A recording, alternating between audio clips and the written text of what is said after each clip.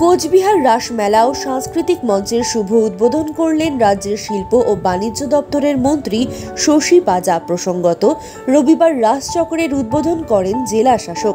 কোচবিহারের মদনমোহন বাড়িতে রাসচক্রের উদ্বোধন হয়। এরপরই আজ রাসমেলারও উদ্বোধন হয়ে গেল।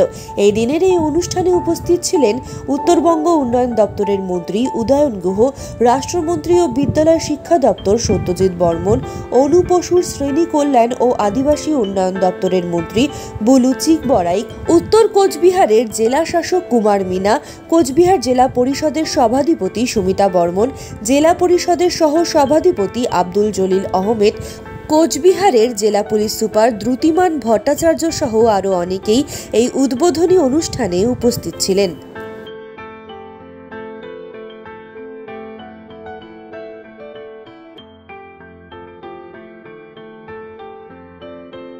অন্যতম কৃতি এবং মাননীয় মুখ্যমন্ত্রীর ভরসার মন্ত্রী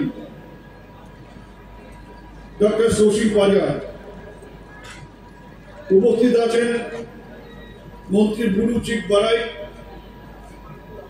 সত্যজিৎ বর্মন সহ অন্যান্য বিশিষ্টজনেরা। আমি আর সবার নাম আলাদা করে বলে সময় নষ্ট করতে চাই না।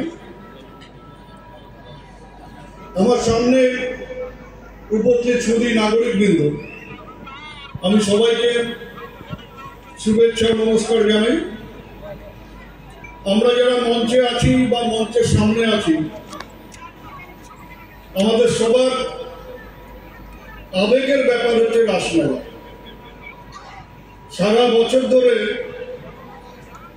বিভিন্ন ধর্মীয় বা সামাজিক উৎসবে আমরা সামিল হই, কিন্তু সবার দৃষ্টি থাকে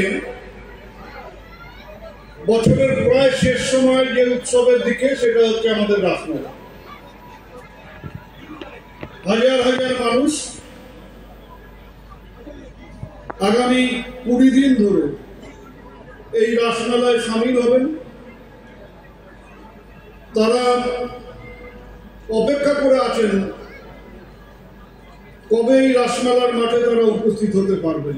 8 থেকে 80 এই জেলা সংলগ্ন জেলা এবং নিম্ন আসাম সবার অভিমুখ হবে কুচবিহার রাসমেলার মাঠ। কুচবিহার পৌরসভা এবং কুচবিহার প্রশাসন দায়িত্ব নিয়ে এই মানুষগুলো যাতে পশ্চিমবাংলার যে কৃষ্টি পরম্পরা, সর্বধর্মের উৎসবে সব ধর্মের মানুষ সামিল হতে পারেন এবং সেটা হবে শান্তিতে। প্রতি বছর সেই পরীক্ষায় সসম্মানে উত্তীর্ণ হন কুচবিহার পৌরসভা এবং কুচবিহারের প্রশাসন। আমার বিশ্বাস এবারও প্রতি বছরের মতনই তারা একইভাবে তাদের দায়িত্ব পালন করবেন এবং এই লক্ষ লক্ষ মানুষকে এই উৎসবে সামিল হতে তারা সহায়তা করবেন। আমি আমার বক্তব্য বাড়াবো না, আমাদের আবার এখনই যেতে হবে, কালকে কলকাতা পৌঁছতে হবে।